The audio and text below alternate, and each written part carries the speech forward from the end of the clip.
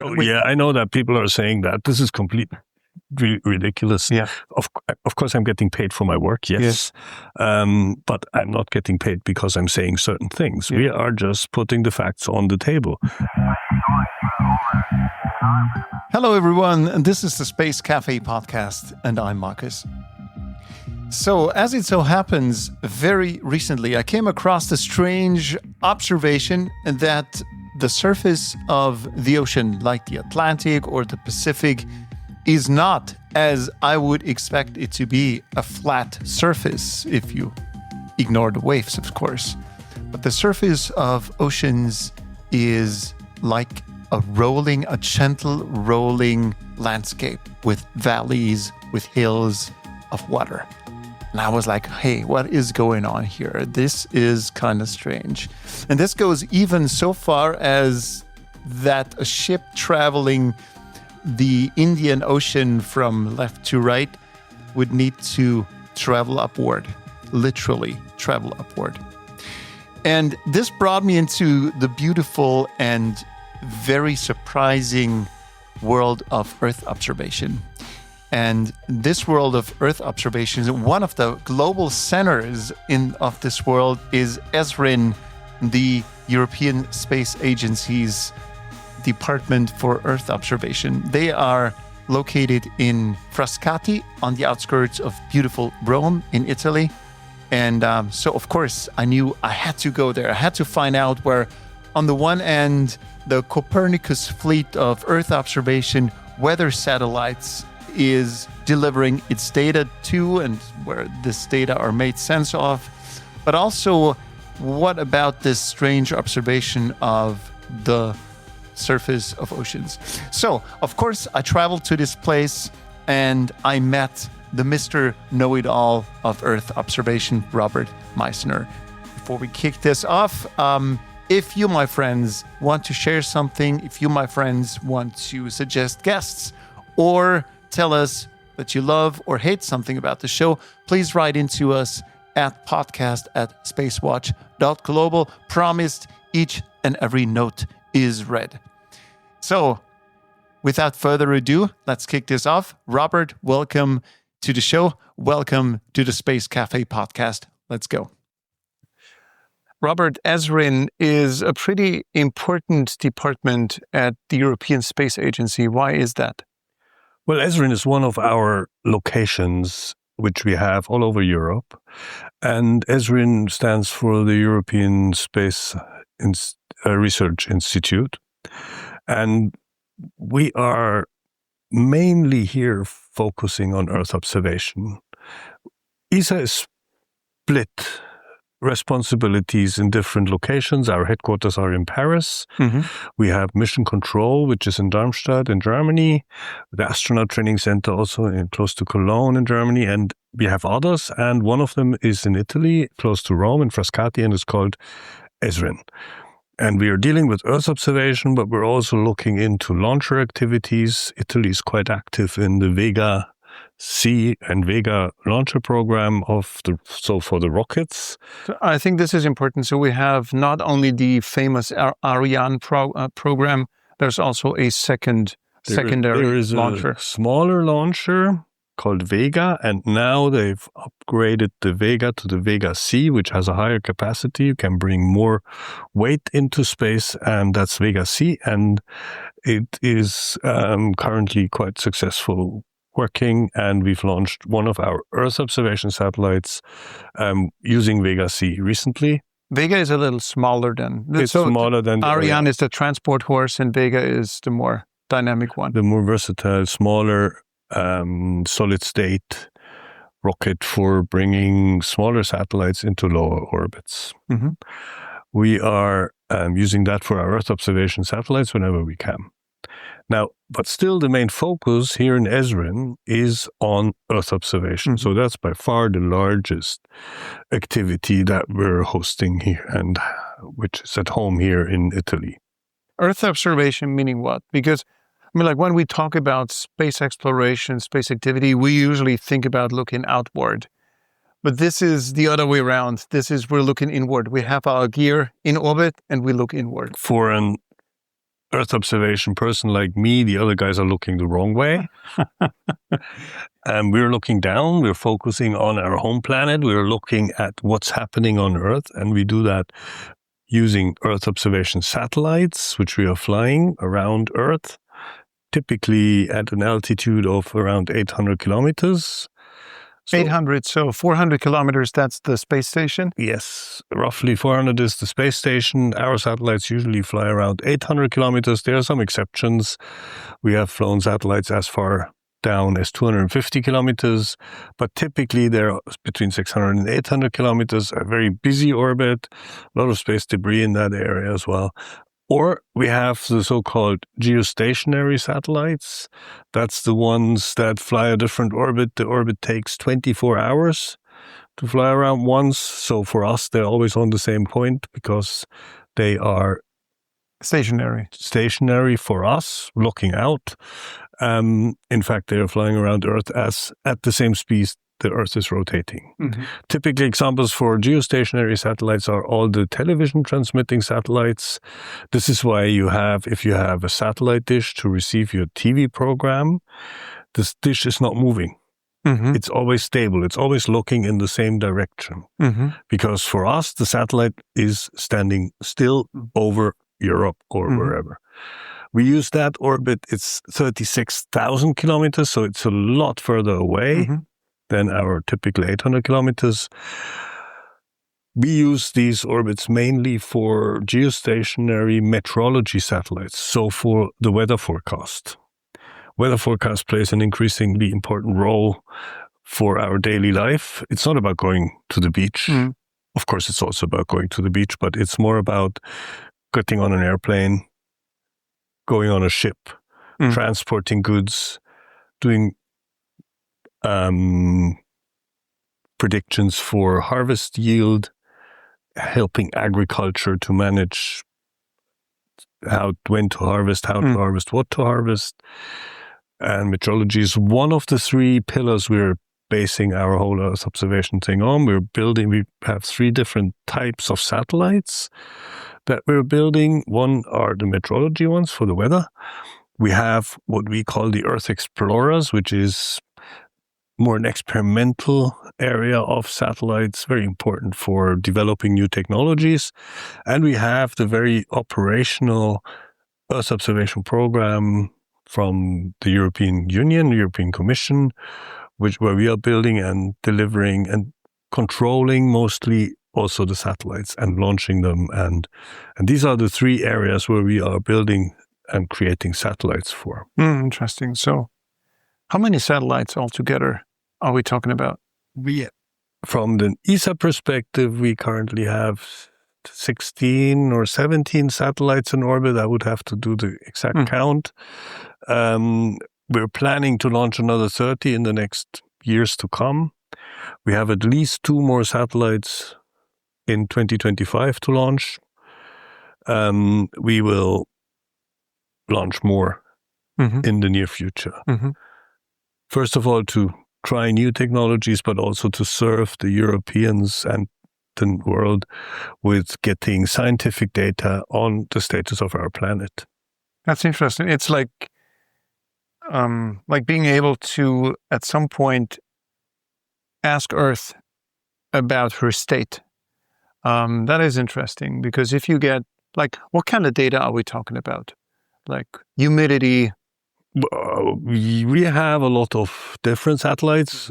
Big advantage of all these satellites is you don't have to go and measure on the ground, which can be difficult if you're thinking about the polar regions, difficult to get to, difficult to measure. It can also be dangerous, talking about political problems, talking about the oceans where we don't have so many stations to measure. You need a boat to go there. You can only measure at one point. With the satellites, we get a global picture more or less every day. And that's the huge advantage of the satellites. It's independent. We don't have to rely on anybody. We can measure anywhere we want because it's not part of the airspace of the countries. We get a global picture taken all by the measurements are all taken by the same instrument. So it's also comparable, and we get it on a regular basis. and it's relatively cheap. And we get data from the regions which it's hard to get to, as I mentioned, the polar regions, big areas of the oceans. Now, if you want to measure sea surface temperature, for example, which is changing with a warming planet, we have a warming ocean as well. If you want to measure that on a regular basis to have reliable data on how the temperatures in the oceans are changing, you need to rely on satellites to measure. Now, that is really interesting. How does that work? You can't put a thermometer into the ocean so easily. Well, you could, but not at that scale. So how does it work from a satellite? And how accurate can you go?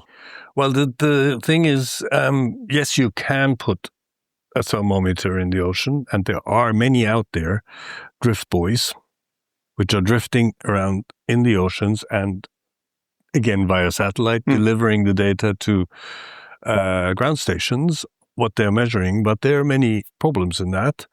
And as always, if you look into details, it starts getting more difficult. But these buoys can't be everywhere, and they're drifting with the ocean. So you do get some measurements, and we use them to verify what we measure with the satellites, because we have to make sure it's correct. Measuring the ocean temperature from space is not as difficult as it may sound. It sounds difficult. We have a sensor on board which is measuring what we call the far infrared, a wavelength around 10 to 12 microns, something like that. So still relatively short, but a lot longer wavelengths than what we can see than the visual light. Now, with an increasing temperature, you get, with an increasing wavelengths, you get a lower signal. So we are measuring the thermal radiation that Earth is sending into space. So basically, if you picture a rock lying on the ground, a black rock ideally, and you have the sun shining on it, and you hold your hand over it in the summer, you can feel that it's hot, the radiation. This is what we're measuring. And over the ocean, it's relatively easy in comparison to over land, because the ocean spectrally, so for our instrument, it always looks the same. So we know what water looks like in this specific wavelength. So we can correct the atmospheric influence. Because if there's a lot of haze, of course your temperature measurements are off. They're not correct. Not to mention higher clouds, high humidity over the water surface, things like that. We can eliminate that relatively well over the oceans. So, because we know the spectral behavior of water. We're always looking at the same thing. We're always looking at water. So this makes it easier to measure. And what we're measuring is the top, what we call skin temperature. So we're just measuring the top millimeters of the ocean surface. That's the temperature we're measuring. What we want to have is what we call bulk temperature at a depth of 50 centimeters roughly. But this you can calculate using certain formulas which exist. So that's what we're doing. We're measuring global ocean temperature, and with the help of models, we are deriving ocean maps of the ocean temperature on a daily basis. This is crazy. You know that? This is absolutely crazy. How accurate are those measurements? Over the water, the sea surface temperature is relatively accurate. We should have at least the maximum error of 10%. Wow. So that's pretty accurate. And also, we're eliminating errors by doing a lot of measurements. So we're taking the average over a longer time. So that means, looking at time series, that means we can pretty much know how oceans are cooling, warming up, cooling, fluctuate over a year, for example. And then over 10 years, how the fluctuations fluctuate. And we see also, of course, the different areas, because the oceans are not of the same temperature everywhere, of course. Cold at the poles, relatively warm in the tropical areas, and always trying to compensate. So it's a self-regulating system. The temperature is one of the two main driver of the ocean currents. The other one is salt, so salinity. And the temperature drives ocean currents, for example, the Gulf Stream. This is the biggest energy transport system together with the atmosphere that we have on our planet. It's transporting warm water from the tropics, from the area around the equator, to the colder polar regions, to the North Pole and to the South Pole. And that leads to a moderation in the temperature. It leads to the fact that the colds don't get colder and colder and colder, and the equatorial region doesn't get warmer and warmer and warmer. So it cools the equator area, it warms the poles, and it takes care of a huge transport system. And these ocean currents have a huge impact on our planet. So it's only so warm in Northern Europe, Ireland, UK, Northern Norway, because of the Gulf Stream. Otherwise, it would be a lot colder in these regions. Also, cold ocean currents play an important role. For example, on the southern hemisphere, there are two areas where there's cold water coming up from Antarctica, being transported north, and then coming up to the surface of the west coast of South Africa and of the west coast of South America. And on both these coasts, you have large deserts, the Atacama in South America and the Namib and then the Kalahari in South Africa. And these deserts are there, also to a certain extent in Australia. They are there because of the cold water upwelling there. Because it keeps the humid, moist air coming over the ocean. It comes over the cold water. The air mass is cool. The rain falls down and no humidity reaches the land. Interesting. So it's basically like an air wall, keeping the water away. So with changing water temperatures now, we may also see a changing vegetation, that those deserts at some point may disappear because water temperatures are changing.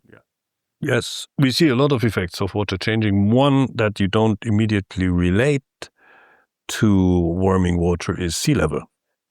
Sea levels. We see increases we see sea level rising. We've seen that since the Industrial Revolution began, since the atmosphere is warming, and everybody associates melting glaciers with a rising sea level. So the glaciers melt, the water flows into the ocean, the sea level rises. This is relatively obvious and relatively simple, but almost half of the sea level rise that we see today comes from the warming of the oceans. Because the water is getting warmer. It's getting warmer slower than the atmosphere, than the air, because water is just reacting slower. But the water temperatures are rising. We see that in our data. And therefore, the water expands because it's getting warmer. But it has nowhere to go. So the sea levels rise. Currently, we see a sea level rise of around 5 millimeters per year, recently. Over the last 30 years, we see around 3 millimeters per year. But it's like everything, it's getting faster, it's accelerating.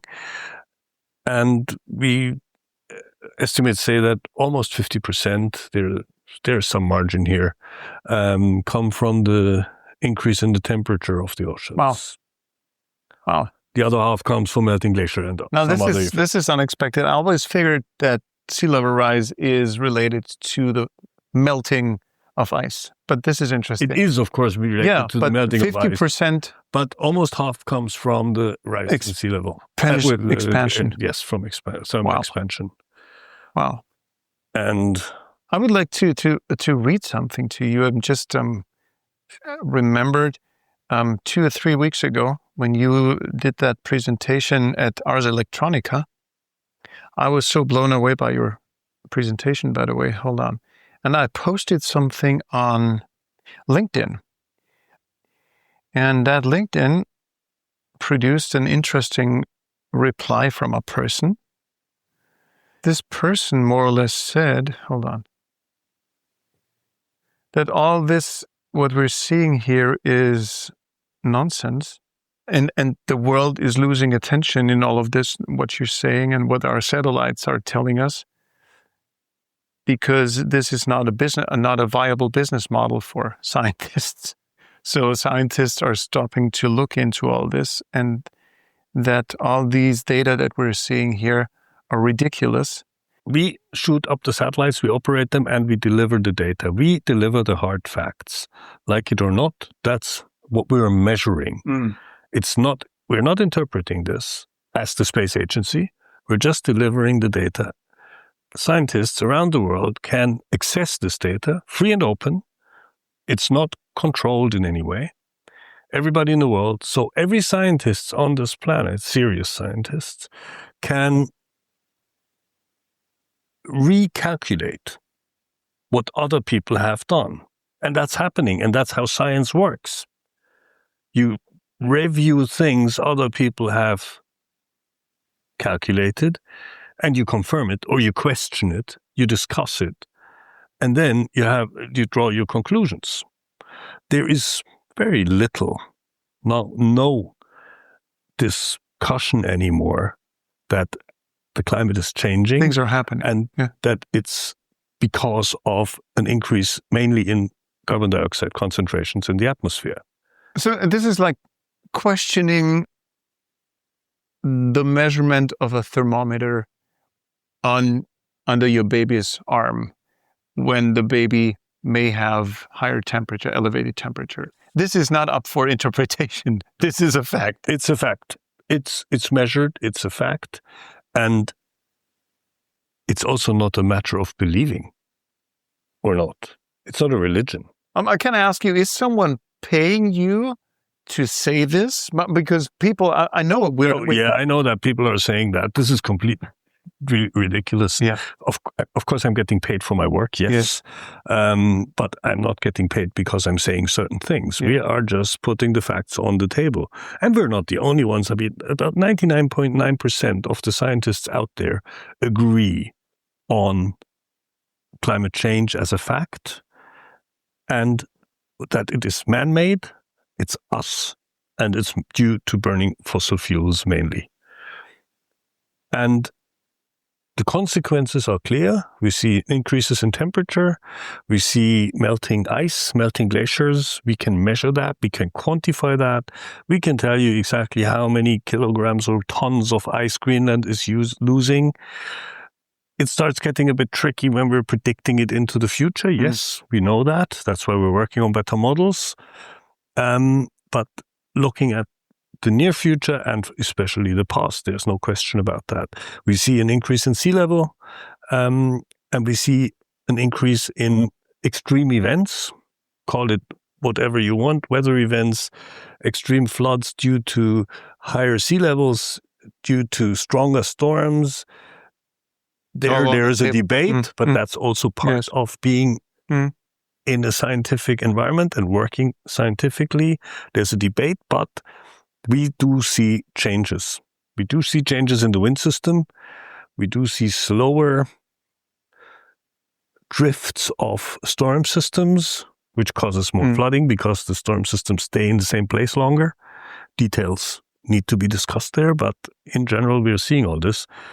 There's no doubt about that. I once had a fun discussion with someone from NASA, and we talked about extraterrestrial intelligences and whatnot. And I asked the NASA person very bluntly, "Are you being paid to deny the fact that you know something?" And they laughed out loud and said, "Listen, we're such a huge agency. If there were something out there, we wouldn't be able to contain it because someone would talk about it." Yeah.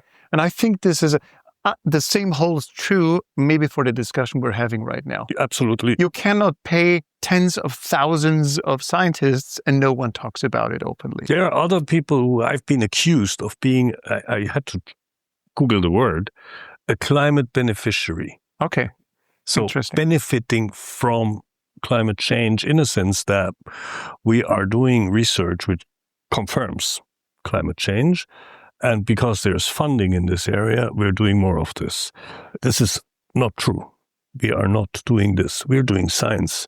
We are following where the questions are. And we've been doing this for a long time. And 20, 30 years ago, the discussion about climate change was different than it is today. And I've been in the business long enough to see these changes. And up to 10 years ago, 15, if you would have asked a serious scientist about this climate change discussion, they were a lot more reluctant to be as clear as we are as a scientific community today, because things were not so clear. The data situation was different. We talk about climate when we have 30 years of data. We didn't have that at that time. Today we do. We have 30 years of sea level rise. We have 30 years of sea surface temperature. We have 30 years of ice changes in the polar regions. And we didn't have that. And now it becomes more and more clear. There is a saying in climate needs 30 years of statistics to be able to see if we get a change. And we do have that now. Climate basically is what you expect. Weather is what you get. And this you have to understand. We can still have cold winters. We can still have warm summers or cold summers. It still means that the long-term trend is changing. And that's what we're looking at when we talk about climate. It's not the short-term changes in the weather.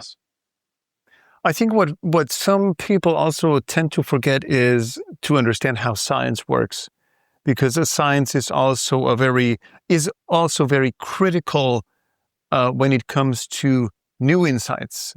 Because as a scientist, I'm not telling you anything. I just wanted to reiterate that for our listeners. If you come up with something new, hordes upon hordes of scientists will try to disprove you and try to falsify your claim. So this is a self-cleansing system. And if no one can falsify what you're postulating, then the likelihood is that this agrees with reality. There were many examples of that in the past. One is, for example, when they came up with the drifting continents. Alfred Wegener came up with this theory, I can't remember when, that the continents are drifting apart. We know today for a fact that this is the case. But when he first tried to prove that, it was very much discussed in the scientific community and questioned and again and again. The same is true for the ice ages. About 20,000 years ago, the last ice age, 15,000 years ago, last ice age ended, on the northern hemisphere at least. Can't remember what's happened on the southern one.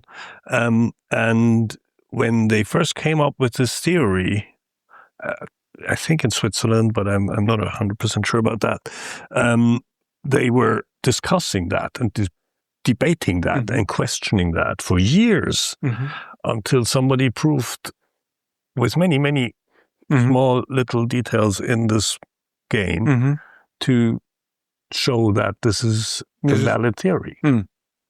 And today it's widely accepted. And that's how science works, yes. Let's talk about a lot more important things than those guys trying to disprove what has been observed for decades now. What is one of your favorite or most surprising observation that Earth observation has made so far? Maybe a very personal one.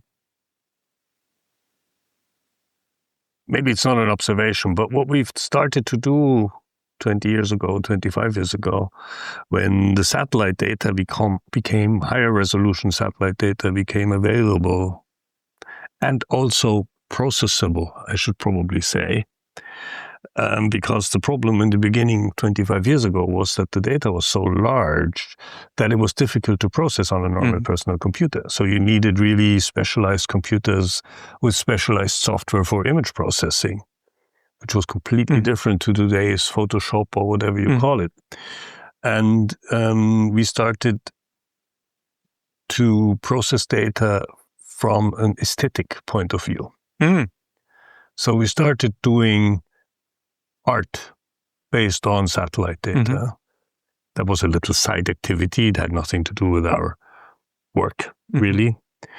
And we discovered that the best areas to go to for doing this are the areas where we haven't changed our planet so much. The rainforest, untouched. The deserts, the vast ice areas of Antarctica and Greenland.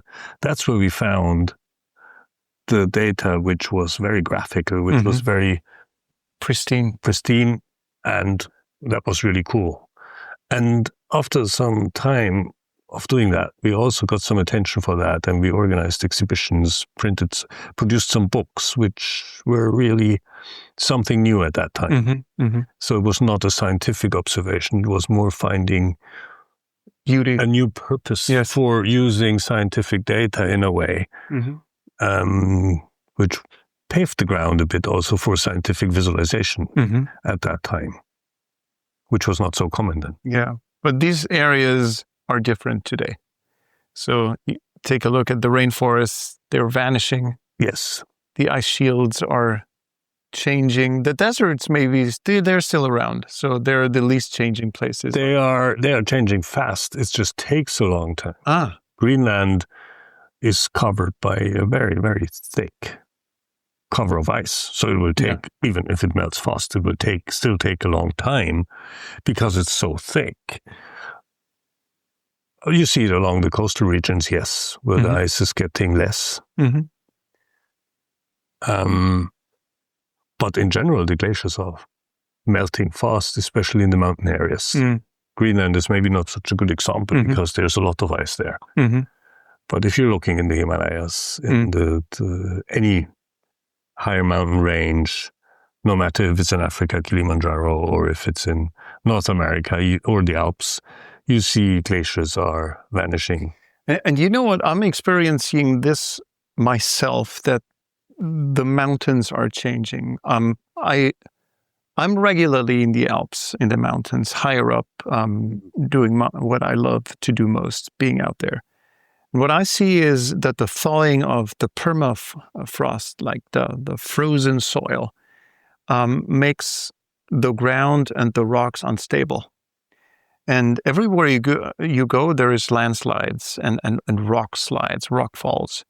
This is something that hasn't happened 10 years ago. This is happening now. And I experienced it personally this summer.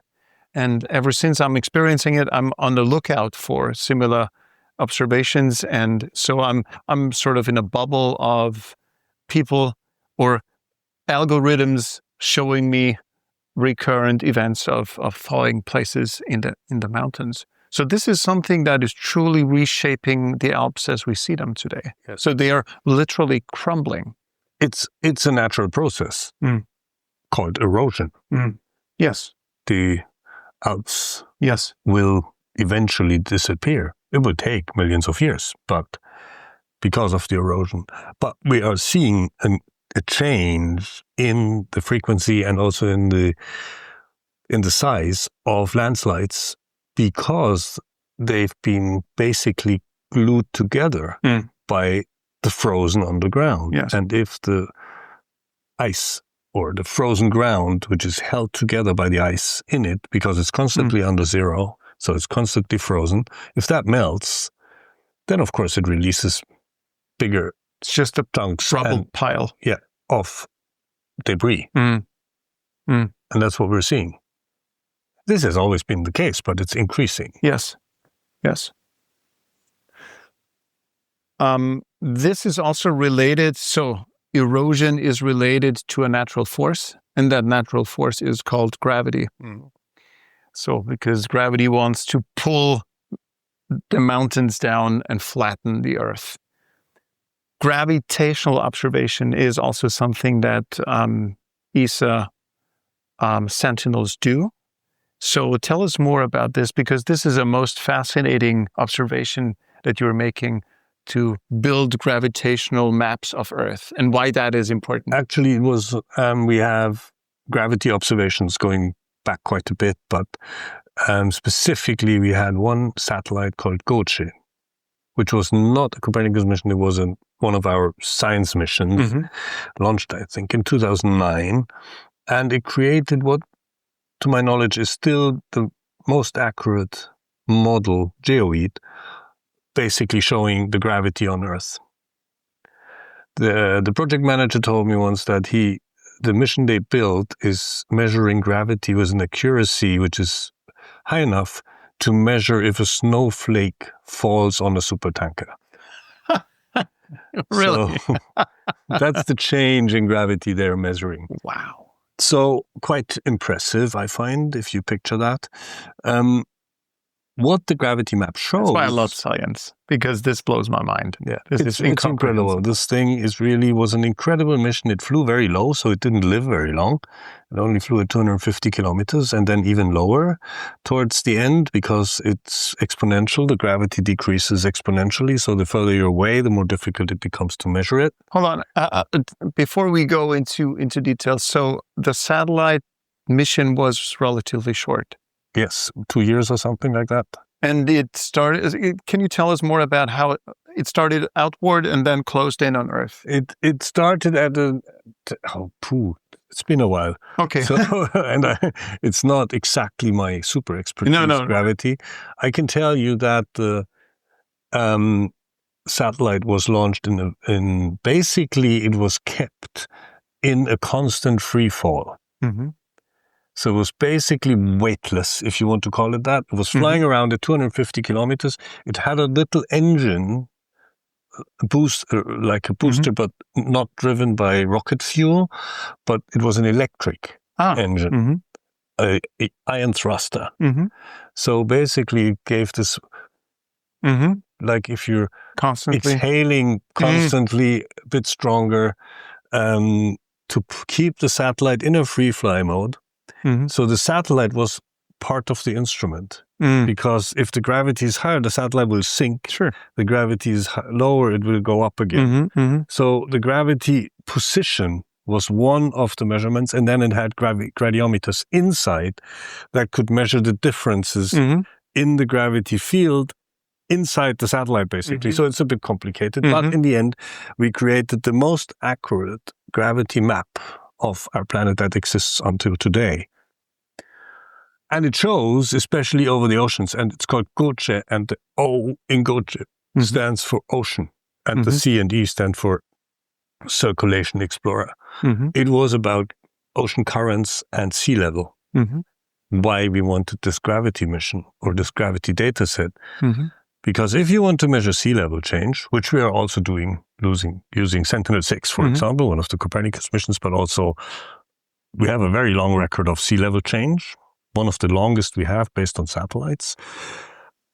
And if you want to measure changes in sea level from space, from high up, you have a problem that, of course, there are waves, there are tides, there are all kinds of things that are influencing your sea level measurements.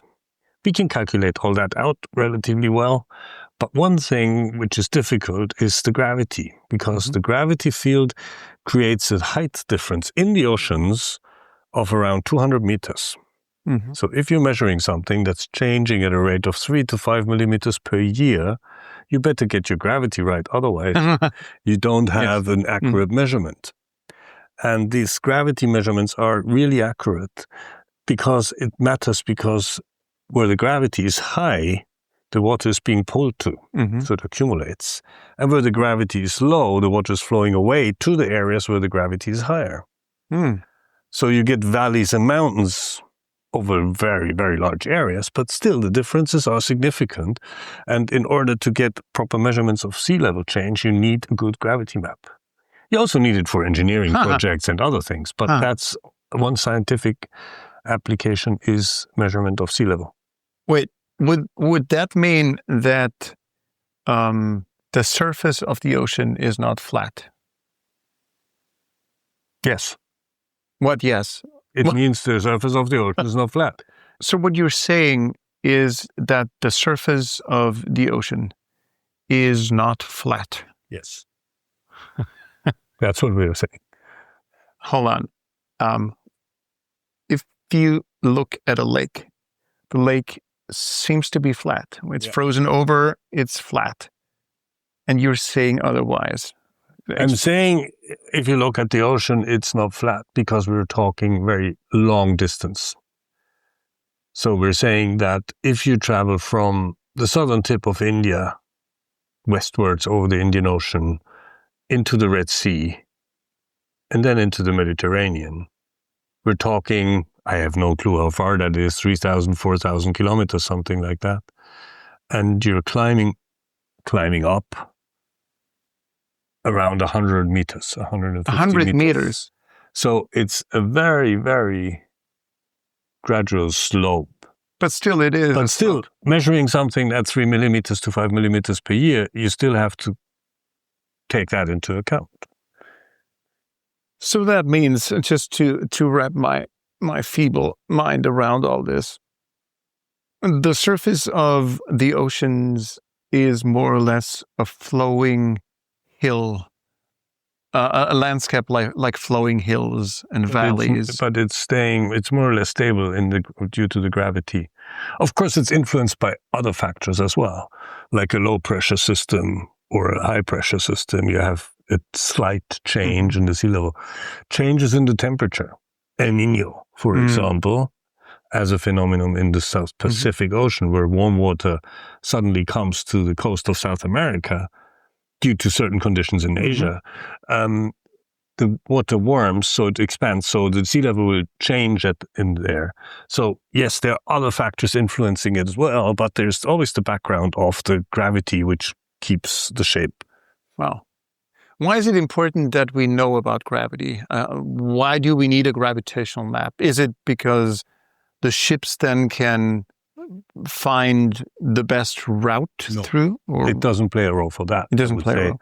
But we needed to create accurate measurements of this ocean surface, but we also needed for calibrating measurements.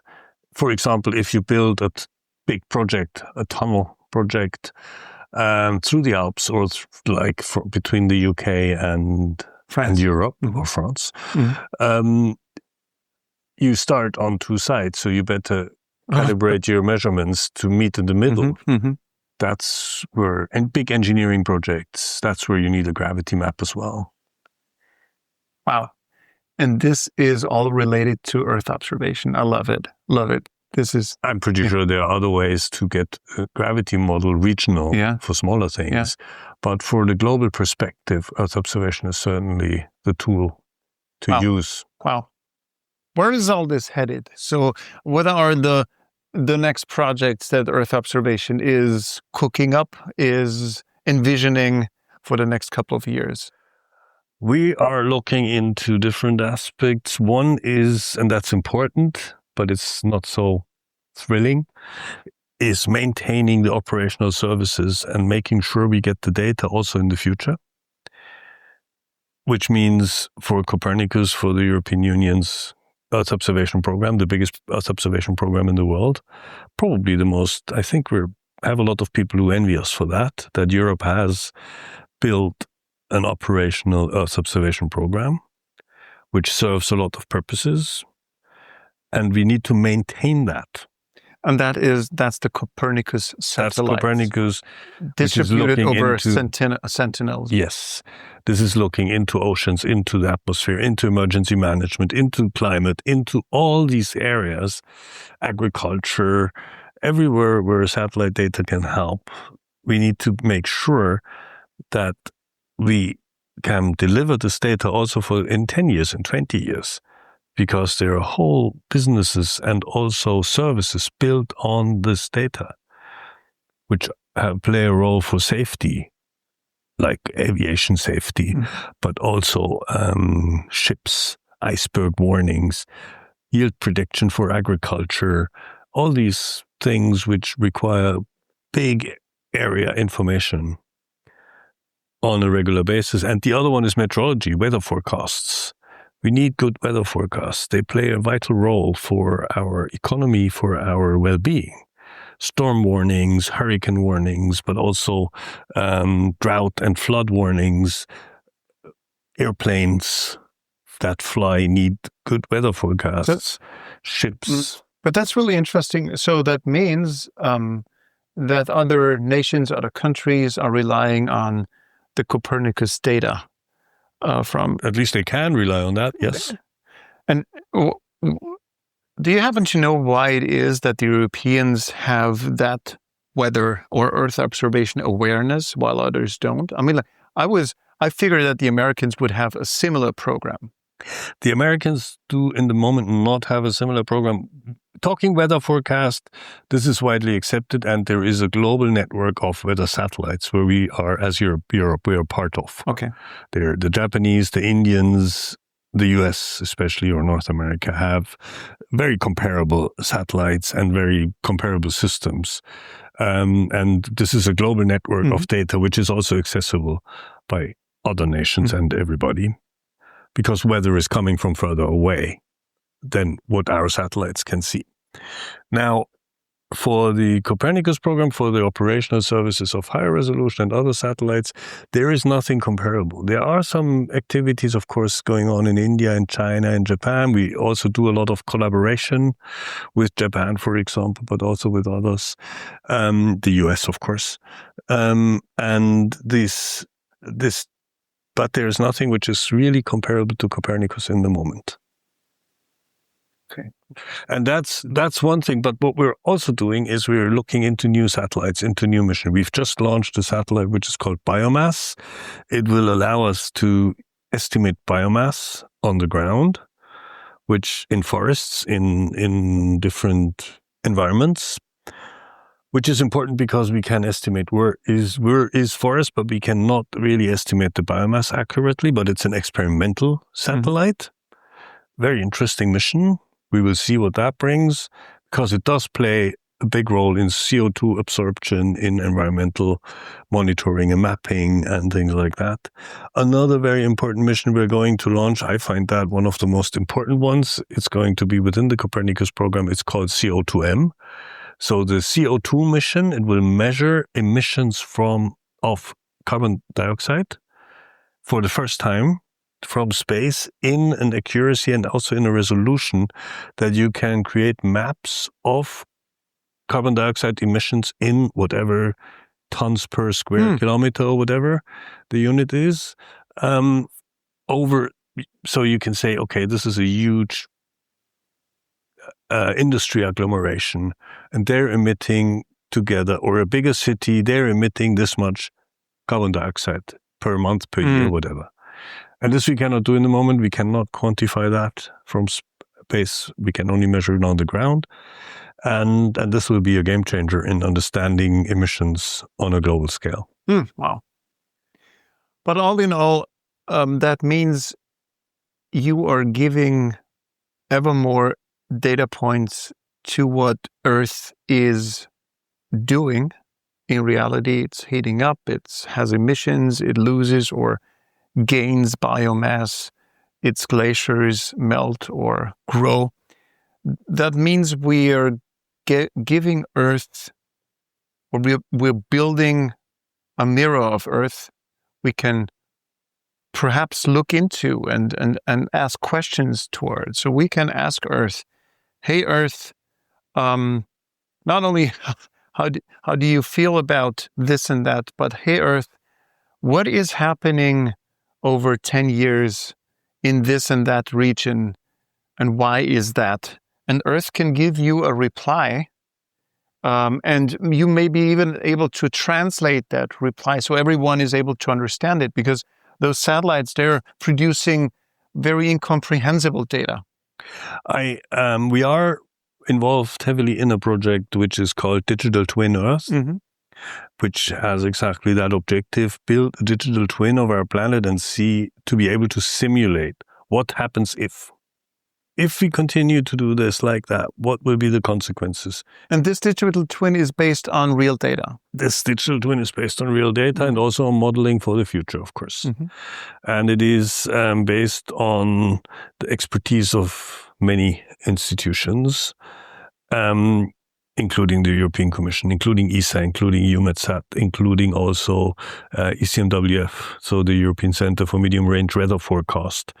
And it's supposed to be able to give you an answer to the questions: what happens if we continue emitting this much, what consequences does it have for the environment, for the economy, for the climate, for the weather, and things like that. And that's what we're working on. Interesting. It'll be a while, but... Robert, you have seen changes on our planet for more or less 30 years now? Yeah, almost 40, yeah. 40. How do you feel about it personally? Or does a scientist have a feeling at all? Oh, yeah. I've been asking myself and I've heard, but I have not verified that a study came out recently if people who are dealing with environmental problems and satellite data are more often depressed than others. Obviously, this is not the case, luckily. But you live in Italy, so it's hard to get depressed. That's true. Yeah. And also it's,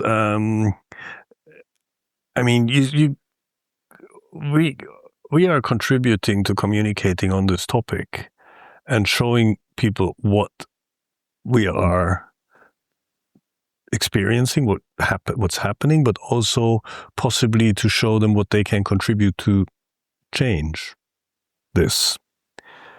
And there's a lot of discussion going on if Europe needs to lead in climate protection or climate change mitigation and and if I see that at least some people agree on the fact that we should lead and that we need to do something, that's also a reward. So it's not only depressing, if you want to call it that, or at least worrying. It's also satisfying to see that we can, by putting the facts on the table, get a discussion started and possibly on the long term, hopefully, also get people to the table to discuss what has been agreed in Paris again and to bring this on the political agenda to bring things forward. You have a visitor center here. How do people react to all this? It's a big problem for us. We have the visitor center, and if we send the kids out after showing them for half an hour how terrible everything is, you have a responsibility. We have, it's a bit difficult. We try to give the people a positive feeling when they leave, in a sense that, and you need to do something. It's your generation who's going to be most affected, specifically with kids. So we need to change things. And what can I do? The kids ask, and we say, well, drive less, use public transportation, use the bicycle, emit less carbon dioxide, don't eat so much meat, all these things that everybody should know today. That's all we can do from our side. Then it's up to politicians to take decisions based on the data we put on the table. This happened before for ozone. You remember the ozone hole discussion. Fluorocarbons were banned within a very, very short time by an international consortium of a lot of countries. There it worked. Let's hope that it will also work in the future for other problems. Earth observation is earthbound. I have a question I keep asking my guests on a regular basis. If the call came, would you be ready to go into space to explore the moon, the Mars, or whatnot? Not exactly my favorite thing to do, go up in space. I'm happy we have the satellites up there and look down. I'm not sure I would want to go there. Good. My next question. Italy is a coffee place, so don't have to tell you the effects of coffee. But the show here is called the Space Cafe Podcast. It's a coffee place where we hang out and have more or less beautiful conversations. Now I challenge you. Sometimes you go into coffee places to energize yourself when you're tired and have a coffee and good, and off you go. Now I challenge you to share an espresso, a coffee for the mind with me.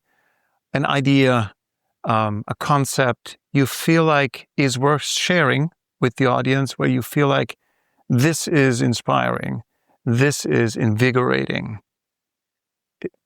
Whatever topic you want to share. Well, my topic is data visualization and science communication, which go together. Today we're competing with more and more improved visuals from everywhere around the world.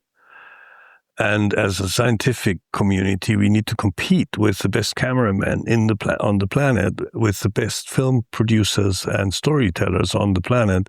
And we have to, first of all, feed them with content that can keep up with the quality they're providing. And also we need to tell what our data has to say in a way that the people can understand it. And that's what was in the past and probably in the future, I find one of the biggest challenges. Specifically, if you're talking about topics which a lot of people now say, I can't hear it anymore. I don't want to listen to it anymore. And keeping the momentum up and talking about it anyway, I think is a challenge and something that's worth thinking about. You know what? Just by the sparkle in your eyes when you talk about this, I still feel you have a very positive sense and a positive attitude about all of this. And this is, I think, the most important thing, because you've seen it all. You've seen it all over the past 40 years. And still, I think there's hope. I'm absolutely sure there is hope, but we need to do something at some point to make sure that this planet is still comfortably livable by the future generations.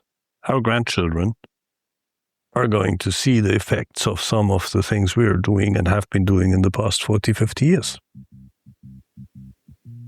Fantastic, Robert. Thank you so much for taking the time. Thank you for having me. What a ride, my friend.